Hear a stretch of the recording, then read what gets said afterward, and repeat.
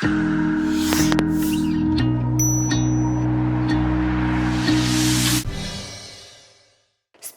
by Tata Motors स्वावलंबी अभियान, Garima Vikas Bank. Access to all.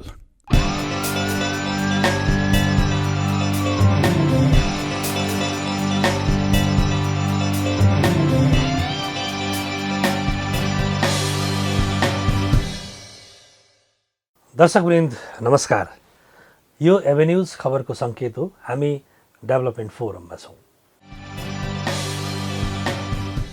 दर्शकवृन्द, आज म धेरै भूमिका बाँध्दिनँ, किनभने आज मैले विकासका कुरामा मैले भूमिका बाँध्नुभन्दा विशेष व्यक्तित्व हामीसँग आज छलफलमा हुनुहुन्छ। प्रधानमन्त्रीको सुखी नेपाली समृद्ध नेपालको परिकल्पना साकार पार्नका लागि पछिल्लो समय भइरहेका विकासका प्रयत्न, गतिविधि, त्यसका जटिलता, चुनौतीहरू के छन् र आम जनताले गरेको अपेक्षा अनुकूलको विकास भएको छ। राष्ट्रिय योजना आयोगको 15औं पञ्चवर्षीय योजनाको कार्यान्वयनको अवस्था के छ, यी र यस्तै प्रश्नहरू हामी गर्नेछौँ। आज हामीसँग हुनुहुन्छ राष्ट्रिय योजना आयोगका उपाध्यक्ष प्राध्यापक डाक्टर पुष्पराज कणेलज्यू। यहाँलाई स्वागत छ। हजुर नमस्कार सर। हामी आज खुसी पनि छौँ, डेभलपमेन्ट फोरम आज उपाध्यक्षज्यूलाई प्राप्त गरेको छ अतिथिका रूपमा। धेरै विकासका मुद्दाहरूमा हामी छलफल गरिरहेका छौँ वर्षौँदेखि, 6 वर्षदेखि। अहिले राष्ट्रिय योजना आयोगले प्राथमिकतामा राखेको र राष्ट्रिय योजना आयोगको दृष्टिले अहिलेको विकासको प्रक्रियालाई कसरी हेर्नु भएको छ उपाध्यक्षज्यूले? राष्ट्रिय योजना आयोगले 15औं योजना निर्माण गरेको छ। 15औं योजना कार्यान्वयनको चरणमा छ। मूलतः हामीले त्यही 15औं योजनालाई नै आधार बनाएर चाहिँ आफ्ना गतिविधिहरूलाई सञ्चालन गरेका छौँ र नेपाल सरकारका विभिन्न मन्त्रालयहरूलाई सहजीकरण पनि गरिरहेको स्थिति छ।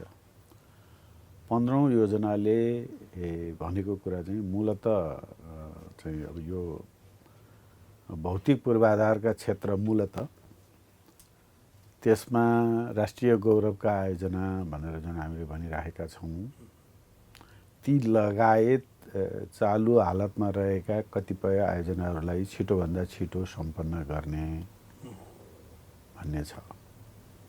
भौतिक पूर्वाधारको क्षेत्रमा सामाजिक पूर्वाधारको क्षेत्रमा चाहिँ हाम्रो लगानी अलिक कम थियो। अहिलेसम्म त्यति प्राथमिकतामा परेको थिएन। अलि चाहिँ अब यो भौगोलिक हिसाबले पनि विकट नै चाहिँ पहाडी भूभाग, त्यहाँ भौतिक पूर्वाधार पुर्याउनु पर्ने, यातायातको अत्यन्त न्यूनता, त्यस कारणले सबैभन्दा धेरै प्राथमिकता सबैको चाहिँ प्राथमिकता मूलतः चाहे त्यो सङ्घीय सरकार होस्, प्रदेश सरकार होस्, स्थानीय सरकार होस्, वडासम्म नै सडक निर्माणमै देखिन्छ। अहिले पनि बजेट आउने बित्तिकै खन्दिहाल्ने, डाँडो भत्काइहाल्ने स्थिति थियो नि। अब त्यो त फ्यासिलिटी गएको, त्यसलाई भन्न खोजे होइन। मैले भन्न खोजेको चाहिँ योजनाबद्ध हिसाबले जाँदाखेरि पनि मूल आवश्यकता चाहिँ सडकमै देखिएको थियो। त्यसमा हामी एक हिसाबले गइराखेको थियौँ। अब यो अस्तिको कोभिडको कारणले गर्दाखेरि अलिकति डिरेक्सन चेन्ज गरिदियो एउटा। दोस्रो, हामीले 15औं योजनामा पनि अब भौतिक पूर्वाधार मात्रै विकास होइन, सामाजिक पूर्वाधारमा पनि ध्यान दिनुपर्छ, शिक्षा स्वास्थ्यलाई पनि ध्यान दिनुपर्छ भनेर भनेका थियौँ। मूलतः संविधानले जुन हामीलाई समाजवाद उन्मुख अर्थव्यवस्था भनेको छ,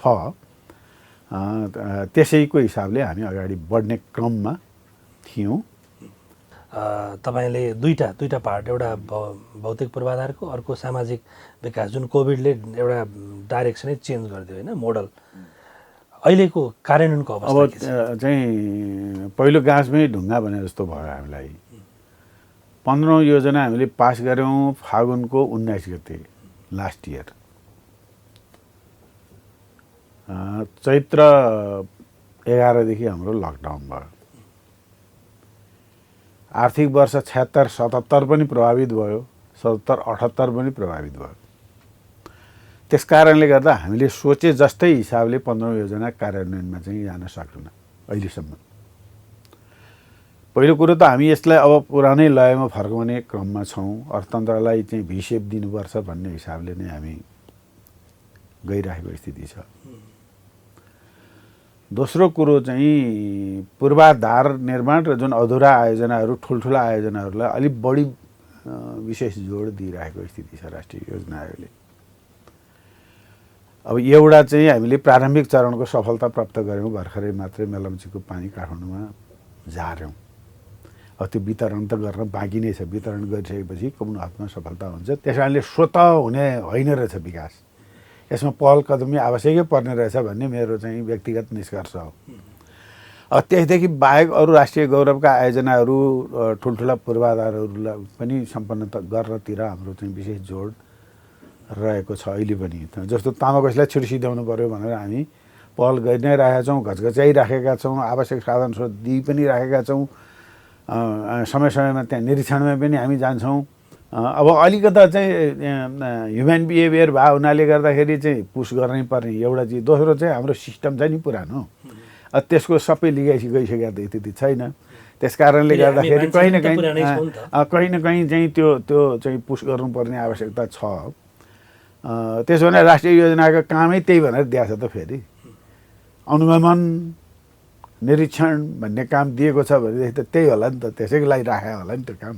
नेतृत्वले भने गर्ने अथवा नगर्ने हो कि अथवा यो त्यहाँ जटिलता सिस्टममा समस्या छ? सिस्टममा केही न केही चाहिँ छ। कसैलाई एकदमै छिटो गरौँ भन्ने पनि लागेको हुन्छ, तर सामान्यतया हेर्दाखेरि चाहिँ सिस्टममा त्यो चाहिँ निरन्तरताको चाहिँ सिम्टम देखिन्छ। त्यसो हुनाले गर्दाखेरि राजनीतिक मान्छेले अहिले पुस गर्नुपर्ने आवश्यकता हुँदो रहेछ। किनभने चाहिँ त्यसको ड्राइभ पनि दिनु पऱ्यो, डिरेक्सन पनि दिनु पऱ्यो, ड्राइभ पनि दिनु पऱ्यो, पुस अलिकता गर्नुपर्ने आवश्यकता हुन्छ। छोटो अवधिको लागि म्यान्डेट लिएर गएको हुन्छ, आफ्नो समयमा केही न केही गरौँ भन्ने सबैलाई लागेको हुन्छ। त्यसो हुनाले गर्दाखेरि त्यहाँनिर अलिअलि चाहिँ त्यो सिस्टमको र राजनीतिक मान्छेको चाहिँ कुरामा अलिअलि कतै अन्तर्विरोध चाहिँ देखिन्छ। त्यो तालमेल मिलाउनु पर्ने आवश्यकता देख्छु मैले। निर्माण व्यवसायी उसले अरबौँ पैसा पाएको छैन राज्यबाट भन्छ। अब त्यो नपाएको कारण चाहिँ उसले बिल पनि पेस गरेको छ, सबै छ, सरकार भन्न सक्दैन बाहिर बजेट छैन, पैसा छैन, होइन? यो अवस्थामा तपाईँहरूले गरेका योजनाहरूलाई पूर्णता दिनका लागि स्रोतको जटिलता कतिको देख्नुहुन्छ उपाध्यक्षज्यू? अब तपाईँले एज अ होलमा टोटालिटीमा कुरा गर्नुहुन्छ भने हाम्रा विकास आकाङ्क्षाहरू, विकास चाहना, हामीले सुरु गरेका चाहिँ परियोजनाहरूले माग गर्ने स्रोत र हामीले परिचालन गर्न सक्ने गरिआएको अहिलेको क्षमताले भ्याउने हेर्ने त्यो स्रोतको बिचमा चाहिँ मैले विरोधाभास देख्छु। हाम्रा चाहना धेरै छन्, धेरै रिसोर्स माग्छ, तर हामीसँग साधन स्रोत चाहिँ सीमित छ। त्यो एउटा समस्या मैले देख्छु, होइन? विभिन्न ठाउँमा खास गरी अहिले मेरो अलि फोकस चाहिँ यो मध्यपहाडी लोकमार्ग र त्यस्तै गरी हुलाकी लोकमार्ग, यिनीहरूलाई अब छिटोभन्दा छिटो 2 वर्षभित्रमा पुरा गर्नुपर्ने छ। त्यतातिर चाहिँ अलि जोड दिनु पऱ्यो भनेर म फिल्डमा पनि चाहिँ हेर्न गएँ। अब त्यहाँ के देख्छु मैले भनेदेखि रिसोर्स चाहिँ नपुगेको भन्ने त्यहाँ छ। बिल पठाइसक्यौँ तर चाहिँ त्यसको भुक्तानी आएन, त्यसले गर्दाखेरि चाहिँ काम गराउनलाई, फर्दर काम गराउनलाई गाह्रो भयो भन्ने छ। प्लानिङ सिस्टम हाम्रो जुन हुन्छ नि, फिल्डको एक्टिभिटी बेस्ड प्लानिङ चाहिँ कम, अनि हचुवा प्लानिङ हाम्रो बढी हुने। के प्लानिङ भनेपछि त्यो हामी फेरि योजना आयोगले नै किन गरेन त भन्ने पनि आउँछ। त्यसमा योजना आयोगका पनि आफ्ना कमजोरी छन् नै, नभएको कुरा भएन। तर पनि सम्बन्धित मन्त्रालयबाट जुन कार्यक्रमहरू आउँछन्, परियोजनाहरू आउँछन् नि, त्यसमा एक्टिभिटी लेभलको चाहिँ प्लानिङ नहुने, हजुवा राखिदिने, अनि कहीँ बढी हुने कहीँ घटी हुने। अनि बढी र घटी भयो भने चाहिँ अब चाहिँ घटी भएको ठाउँमा बढी भएको ठाउँबाट लानको लागि समस्या के भने हाम्रो LMBIS सिस्टममा हामी गएको छौँ, अर्थ मन्त्रालयसँग चाहिँ फेरि लिनु पऱ्यो। त्यो मिलाउने, स्रोतान्तर गर्न आदि गर्नको लागि समस्या हुने कारणले गर्दाखेरि चाहिँ कहिलेकाहीँ स्रोत अभाव भए जस्तो हुने रहेछ। तर त्यस्तो साँच्चै स्रोत अभाव भएको स्थिति चाहिँ होइन। राष्ट्रिय गौरवका आयोजना र ठुल्ठुला रूपान्तरणकारी आयोजनाको लागि अर्थ मन्त्रालयले पनि स्रोत दिइ नै राखेको देखिन्छ। अब केही अर्थ मन्त्रालयको विचार र सम्बन्धित विषयगत मन्त्रालयहरूको विचारमा चाहिँ केही न कहीँ न कहीँ अन्तर केही चाहिँ बुझाइमा अन्तर देखिन्छ। अब अर्थ मन्त्रालय अलिक बढी नियन्त्रणमुखी निकाय पनि हो, त्यो सहजीकरण गर्ने पनि हो, नियन्त्रण गर्ने पनि हो, दुइटै कारणले हो। नियन्त्रणमुखी अलिक बढी भयो कि भन्ने खालको त्यस्तो खालको स्थिति देख्ने। अब मन्त्रालयहरूको पनि अब केही समस्याहरू देखिन्छन्। अब चाहिँ खास गरी अब बजेट बनाउँदाखेरि जति होमवर्क गर्नुपर्ने हो त्यो होमवर्क नगर्ने, प्लानिङ डिभिजनहरूले नगर्ने, त्यस कारणले गर्दाखेरि अलि हचुवा हुने बढी र भइरहेको सिस्टममा भएकोलाई चाहिँ त्यसैमा थपथाप बनाऊँ, अब नयाँ कुरा चाहिँ बढी एक्सर्साइज दुःख किन गर्नु, त्यस्तो खालको पनि कहीँ प्रवृत्तिहरू देखिने। त्यसो हुनाले गर्दाखेरि यो रिसोर्सको कन्स्टेन्ट भएर काम नभएको कि भन्ने जस्तो लाग्छ, त्यस्तो होइन। बरु अर्को पाटो चाहिँ के पनि छ भनेदेखि चाहिँ बिल पेस भएको त्यो बिल चाहिँ पूर्ण रूपमा त्यसले माग गर्ने जुन डकुमेन्टहरू पुरा नहुने, अनि त्यसले गर्दाखेरि त्यो फर्सोट चाहिँ नहुने, फर्सोट नभएर त्यो पेन्डिङ भएर बस्ने र जम्मै गएर तेस्रो चौमासिकमा जाने र तेस्रो चौमासिकको पनि अन्तिम महिना असारमा गएर लोड हुने र तपाईँहरूले बेला बेलामा चाहिँ विकास असारे खर्च भनेर भन्ने, त्यो चाहिँ देखिन्छ। अगाडि भएका काम पनि जम्मै त्यो पछि पुसले पनि पहिल्यै भइसकेको हुन्छ, चाहिँ लास्टमा हुन्छ, त्यस्तो खालको त्यो समस्या देखेँ मैले। नेपालमा चाहिँ हामीसँग यदि भनौँ न त्यो खालको पर्याप्त हामीसँग स्रोत व्यवस्थापन गर्न जटिलता छ भने निजी क्षेत्र हेर्ने हो भने केही दिन अगाडिको तथ्याङ्क हेर्ने हो भने नेपालमा 20 लाख डिम्याट खाता खोल्छन्, त्यो सेयरमै अरबौँ पैसा हाल्ला, एकै दिनमा अरबौँ पैसा हाल्छन् नेपालीहरू। हामी यहीँभित्र पनि पैसा छ। त्यसरी निजी क्षेत्रसँग पनि सहकार्य गरेर त्यस्ता पूर्वाधारका आयोजनाहरू बनाउन सकिँदैन डाक्टर साहब? तत्कालै मुनाफा गर्नेतिर हामी बढी जान्छौँ। अब त्यो त्यस्ता परियोजनाहरूमा लगानी गर्ने भनेको कुरो त अलि दीर्घकालीन सोचेर गर्नुपर्ने हो नि, एउटा त्यो समस्या छ। दोस्रो, निजी क्षेत्रसँग पनि हामीसँग पर्याप्त क्षमता मैले देख्दिनँ त्यति। तेस्रो, अब सरकारी क्षेत्र चाहिँ हाम्रै क्षेत्रबाट पनि त्यस्ता आयोजनाहरू पहिचान गरेर जाने कुरामा पनि पिपिपी भनेकै छौँ, तर चाहिँ कार्यान्वयन हुन नसकेको स्थिति छ। अर्को फेरि आम जनताको पनि अब विकास भने चाहिँ राज्यले गरिदिने हो, विकास राज्यले दिने हो, इन्टरनेसनल डोनेसन नेसनल कहाँबाट आउँछ त्यो राज्यले दिने हो, त्यसमा चाहिँ अब यो सहभागिता कुरो त्यही धेरै चाहिँ प्राथमिकताको कुरो होइन भन्ने खालको मानसिकता त्यो जनतामा पनि त्यस्तै खालको मानसिकता हाम्रो। निजी क्षेत्र कमजोर पनि र अलिक तात्कालीन मुनाफातिर बढी केन्द्रित। अब राज्यले पनि त्यो अनुसार चाहिँ उत्प्रेरित गर्न पनि नसक्ने र त्यो अनुसारको मेकानिजम बनाउन पनि नसक्ने, यो खालका कमजोरीहरूले गर्दाखेरि चाहिँ त्यस्तो समस्या। जस्तो भनौँ न फास्ट्यागकै हामी टोल सिस्टममा जाने त भनेकै छौँ, हिजो पनि भनेका थियौँ, तर अन्ततोगत राज्यले लगानी गर्नुपर्ने स्थितिमा त्यहाँ पुग्यौँ नि हामी। त्यस्ता खालका अरू परियोजनाहरू पनि त्यो ठाउँमा चाहिँ हामी जाने हिसाबले पूर्ण तयारी गरिसकेका छैनौँ जस्तो लाग्दैछ मलाई। विकास गर्ने खालका पूर्वाधारहरू, ती पूर्वाधारहरूमा त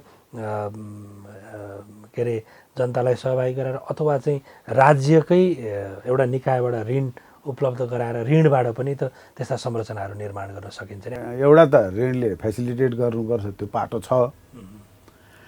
अब अर्को, हामी आर्थिक अनुशासनको पाटोमा अलिकता कमजोर भयौँ भनेदेखि तपाईँले अहिले भने समस्या पनि आउँछ। त्यो यो यहीँ हाम्रै यो प्रदेशहरूमध्ये नै 7वटा प्रदेशमध्ये एउटा प्रदेशमा त्यो समस्या केही आइसक्यो है।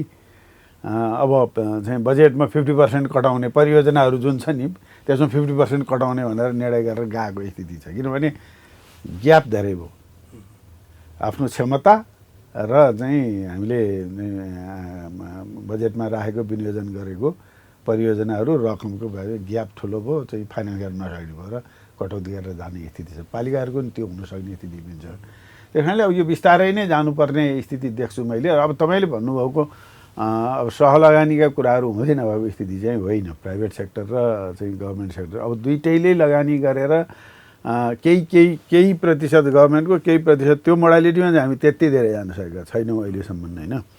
अब पालिका, प्रदेश र सङ्घीय सरकारको बिचको पनि अब सहलगानीको एउटा मोडालिटी त भर्खरै आएको छ, त्यसले अब कति तान्छ हेरौँ। समपूरकको पनि केही चाहिँ अब यो दुई तहको बिचको चाहिँ समन्वय गरेर जाने कुराहरू पनि छ। तर पनि पर्याप्त मात्रामा यस्तो पालिकाले चाहिँ म यति पैसा दिन्छु, यो परियोजना बनाउन चाहन्छु, सङ्घीय सरकारले सहयोग गरोस् भनेर भन्ने र त्यो अनुसार चाहिँ परियोजनाहरूको उठान हुने अनि निजी क्षेत्रका सन्दर्भमा निजी क्षेत्र र चाहिँ सरकारको बिचमा पनि चाहिँ सहकार्य भएर जाने त्यस्तो खालको वातावरण अझै राम्रो बनाउनु पर्ने आवश्यकता छ। हुँदैन भए चाहिँ होइन, निजी क्षेत्रले चाहिँ सरकारबाट लिजमा जग्गाहरू प्राप्त गर्ने, अरू सुविधाहरू प्राप्त गर्ने र चाहिँ निजी क्षेत्रले आफ्नो काम गर्ने, जस्तो भनौँ न यो चन्द्रगिरी केबल कारको कुरा गरौँ। अब यस्ता खालका कामै अगाडि नबढेका होइन तर सन्तोषजनक रूपमा हुन सकेका चाहिँ छैन भने तपाईँहरूले बनाएका आयोजनाहरू पनि एडिबी वर्ल्ड ब्याङ्कसँगका ऋणमै छन् होइन। त्यो हिसाबले त्यसलाई अझ मोर चाहिँ रिटर्नेबल एरियामा चाहिँ हामीले लगानी गर्न सक्यौँ भने एक त्यो स्थानीय सरकारको आन्तरिक स्रोत पनि वृद्धि हुने, ऊ आफै पनि सस्टेन हुने, भोलि त्यसले चालु खर्च अथवा कमसेकम तलब भत्ताको कुराहरू त आफै गर्न सक्ने होस् न। त्यो खालको अवस्थाका लागि ऋण लगानीको मोडालिटी के छ? अब ऋणकै स्थानीय तहलाई प्रदेश तहलाई ऋण दिने सन्दर्भमा चाहिँ त्यसको मोडालिटी के हो भन्ने चाहिँ अब एउटा कुनै हामीले रेगुलेटरी जुन चाहिँ सिस्टम स्थापित गर्नुपर्ने, त्यसका नीतिहरू बनाउनु पर्ने आवश्यकता छ। त्यसमा थोर बहुत गृह कार्य भएको स्थिति छ। नगरपालिका 293 छ, सबै पालिकाको कुरा गर्ने 753 छन् होइन। अब यी सबै पालिकाहरूमा चाहिँ आवश्यकता छ। कतिपय पालिकाहरूको क्यापासिटीको कुरा पनि छ, कतिपय क्यापासिटी बनाइसकेको स्थिति पनि देखिन्छ कसैको, तर पनि चाहिँ तिनीहरूको चाहिँ रेटिङ गरिराखेका स्थिति चाहिँ छैन। फेरि पनि उनीहरूको रेटिङ त चाहिँ क्रेडिट रेटिङ हुनु पर्यो होइन। कति चाहिँ त्यो क्रेडिट वर्दिनेस उनीहरूमा छ, त्यो दिँदाखेरि त्यसको सदुपयोग हुने सम्भावना कति छ त्यो पनि त पाटो हेर्नु पर्यो होइन। त्यो पाटोमा अहिले क्रमशः हामी जाँदैछौँ। अब भर्खर ट्रायल एन्ड एररबाट चल्दैछौँ क्या हामी। राष्ट्रिय बजेटको भनौँ न, राष्ट्रिय बजेटको 1/3 त अहिले पनि प्रदेश र स्थानीय तहलाई जान्छ। त्यो लोनको माध्यमबाट गराउन चाहने जुन पालिकाहरू छन् ती पालिकाहरूको पनि पहिचान गरेर उनलाई सहजीकरण गर्ने र त्यस्तो लोनको व्यवस्था क्रमशः हामी गर्दै जानुपर्ने। जस्तो म्युनिसिपल बोन्डका कुराहरू पनि गरिराखेका चाहिँ देखिन्छ विभिन्न देशमा, त्यसमा पनि हामी जाने, अरू किसिमका ऋणका सुविधाहरू पनि सङ्घीय सरकारले उपलब्ध गराउनेतिर चाहिँ जानुपर्ने हुन्छ क्रमशः। अहिलेसम्मको ट्रेन्ड हेर्दाखेरि तपाईँहरूले विशेष र समपूरक अनुदानमा लगानी गरेको, बढी लगानी गरेको पूर्वाधारमै हो होइन? कस्तो छ त्यसको रिटर्न? परियोजनाहरू चाहिँ त्यो के हो कार्यान्वयनमा भर्खर गएको थियो। भर्खर कतिपय ठेक्का चाहिँ गरिसके कसैले ठेक्का गर्ने बाँकी, त्यस्तो खालको कोभिड ठ्याक्कै आयो। त्यस कारणले गर्दाखेरि सम्पूर्ण रूपमा कार्यान्वयन हुन सकेको स्थिति चाहिँ देखिएको छैन अहिले। तर हाम्रो चाहिँ मूल्याङ्कनमा बाहिर निरीक्षणमा गएको बेलामा हामीले पनि हेर्छौँ समपूरक विशेष अनुदानमा समपूरक मूलतः यो पूर्वाधार निर्माणमा केन्द्रित छ। विशेष चाहिँ सामाजिक पूर्वाधार खास गरी शिक्षा स्वास्थ्यको विषयमा बढी केन्द्रित भएको देखिन्छ र त्यो रकम स्थानीय तहले चाहिँ उपयुक्त हिसाबले प्रयोग गरेकै देखिन्छ, निर्माणका कामहरू भएकै देखिन्छ। बरु चाहिँ त्यो यही कोभिडको कारणले गर्दाखेरि यो रकम फ्रिज भएर गयो, त्यसले गर्दा केही समस्याहरू भुक्तानीमा समस्या भइराखेका देखिन्छ। स्थानीय तहले काम गराइसक्यो, पैसा भुक्तानी गर्न सकेका छन्, त्यो समस्या छ, त्यसलाई हामी व्यवस्थापन गर्दैछौँ। काम चाहिँ समपूरक र विशेष अनुदानको काम भएकै छ। अब यसको अलिकता चाहिँ अर्को पाटो पनि मैले के भनौँ भनेदेखि यसको प्रयोजन चाहिँ दुईवटा मूल प्रयोजन मेरो आफ्नो ठम्याइमा दुईवटा छ। एउटा चाहिँ सङ्घीय सरकार अथवा प्रदेश सरकार, सङ्घीय सरकार र प्रदेश सरकार, सङ्घीय सरकार र स्थानीय सरकारको बिचमा एक किसिमको चाहिँ यो सम्बन्ध रहोस्। यो रिसोर्समाथि चाहिँ अब पहुँचवालाहरूको अलिक बढी चाहिँ प्रभाव पर्छ क्या हो भन्ने खालको चाहिँ तपाईँले त्यो चिज चाहिँ न्यूनीकरण होस्। सिस्टम त्यस्तै बनाएको छ। हामीले पुस महिनामा चाहिँ सार्वजनिक विज्ञापन आह्वान गर्छौँ, पालिकाहरूलाई दरखास्त हाल्नु भन्छौँ। दरखास्त आइटी सिस्टमबाट हाल्नुहुन्छ उहाँले। यतिवटा परियोजनासम्म हाल्ने भनेको छ, त्यतिवटा परियोजनासम्म उहाँहरूले हाल्नुहुन्छ। अब हामीले नीति बनाउँदाखेरि चाहिँ सकेसम्म इक्वी डिस्ट्रिब्युसन होस्, अरू आवश्यकता हेरेर केही त्यस्तो होला तलमाथि गर्नुपर्ने त्यो होस् र उनीहरूले कार्यान्वयन कस्तो गरेका छन् त्यसलाई पनि अलिकति प्राथमिकतामा राखेर गरियोस् भन्ने हिसाबले भनेका छौँ। र त्यही अनुसार 753 पालिका अब कसैले दरखास्त नै हाल्दैन भनेदेखि त म के गर्नु, यसमा त केही गर्न सकिँदैन होइन। कसैले नहाले पनि छन् केहीले, तर धेरैले यसको चाहिँ केही न केही इन्जोय गरेकै देखिन्छ। र हामीलाई चाहिँ गर्व यसमा छ कि 753 पालिकामा अथवा चाहिँ कुना कन्दराका चाहिँ पालिकाहरूमा पनि हामीले केही न केही रिसोर्स पठाउन सकेका छौँ। कोभिडले केही समस्या बनायो, त्यस कारणले कार्यान्वयनमा केही समस्या भएको छन्, त्यसलाई पनि हामी क्रमशः निराकरण गर्दै जान्छौँ र सङ्घीय सरकार सबै ठाउँमा उसको चाहिँ समदृष्टि पुर्याउने हिसाबले प्रदेशमा पनि छ, सबै प्रदेशमा जान्छ, त्यसै गरी स्थानीय तहमा पनि जान्छ। समस्या चाहिँ कहाँनिर देखिन्छ भने पर्याप्त परियोजनाहरूको तयारी नभए देखिन्छ। स्थानीय तह प्रदेश तहमा क्षमता विकास आवश्यक छ र क्षमता विकास मात्रै होइन, त्यसमा चाहिँ त्यो सचेतनताको पनि आवश्यकता छ। डाक्टर साहब, अघि पनि हामीले एकछिन छलफल गऱ्यौँ, यो सहरी विकास रणनीतिमा पनि उल्लेख छ होइन, जस्तो हामी सबै ग्रान्टबाट मात्रै विकास सम्भव हुँदैन। यो चाहिँ लोन र ग्रान्ट कस्ता खालका योजना लोनबाट गर्ने, कस्ता खालका ग्रान्टबाट गर्ने, कस्ता खालका लोन एन्ड ग्रान्टबाट गर्ने, कस्ता खालका निजीसँग मिलेर गर्ने, कस्ता खालका चाहिँ सरकारी निकाय मिलेर, जस्तो यहाँ आफै संयोजक हुनुहुन्छ यो सह लगानी निर्देशिकाको होइन, बनिसकेका पनि छ। अब यो खालको चाहिँ क्लियरिटी चाहिँ अलि नभएको हो डाक्टर साहब? क्ल्यारिटी हुँदै नभए स्थिति पनि होइन। मुनाफा आर्जन हुने अथवा चाहिँ उत्पादनमूलक उद्योग जसले रिटर्न दिन सक्छ त्यो आइदर प्राइभेट सेक्टरलाई अथवा चाहिँ साझेदारीमा। अब सामाजिक पूर्वाधार निर्माणका कुराहरू चाहिँ त्यो निजी क्षेत्रको त्यो राज्यको दायित्वभित्र पर्छ, किनभने त्यसमा मुनाफा हुँदैन होइन। यदि मुनाफा चाहिँ छ भनेर हामीले दियौँ भनेदेखि बढी एक्सप्लोइटेसन हुन्छ त्यहाँ। त्यसो हुनाले गर्दा सामाजिक पूर्वाधार निर्माणको क्षेत्र र ठुला पूर्वाधार जहाँ निजी क्षेत्रको क्षमता पुग्दैन त्यस्तो ठाउँमा राज्य स्वयं अग्रसर हुनुपर्ने स्थिति रहन्छ। उत्पादनमूलक आय आर्जनमूलक चाहिँ परियोजनाहरू जहाँ निजी क्षेत्रले चाहिँ आय आर्जन गर्न सक्छ त्यसमा चाहिँ राज्य र निजी क्षेत्रको बिचमा सहकार्य भएर जाने स्थिति हुनुपर्छ। कतिपय ठाउँमा राज्यले भूमि दिने, वातावरण बनाइदिने, पूर्वाधार दिने, निजी क्षेत्रले चलाउने होला। कतिपय ठाउँमा चाहिँ राज्यले पनि केही लगानी गर्ने, निजी क्षेत्रले पनि लगानी गर्ने। अब कस्तो समस्या देखिँदो रहेछ भने नि निजी क्षेत्र र राज्य मात्रै मिसियो भने चाहिँ मिसिँदाखेरि पनि त्यो हाम्रो उपयुक्त व्यवस्थापन विधि र त्यो परिपाटी हामीले अप्नाइसकेका छैनौँ कि। राज्य मात्रै भयो ब्युरोक्रेटिक सिस्टममा जान्छ, निजी क्षेत्र मात्रै भयो मुनाफामा जान्छ। राज्य चाहिँ अलिअलि चाहिँ करप्सन बनाउनु पाएदेखि हुन्थ्यो, मुनाफा लिनको लागि भन्ने खालको पनि चाहिँ कतै कतै त्यो देखिन्छ। त्यसो हुनाले गर्दाखेरि अब यो सिस्टम अलिकति इस्टाब्लिस गरेर राज्य र निजी क्षेत्रको बिचमा सहकार्य गरेर जाने उपयुक्त मेकानिजम विकास गर्नुपर्ने।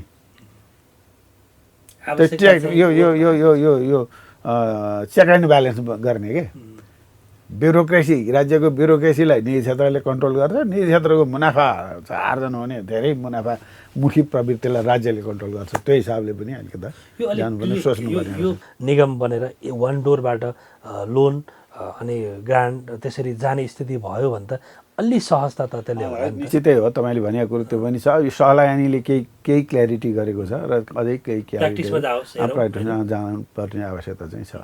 अब सहलायानी पनि भर्खर हामीले माग गरेका छौँ, त्यसको चाहिँ एप्लिकेसनहरू आएको छ विभिन्न प्रदेशबाट, स्थानीय तहबाट।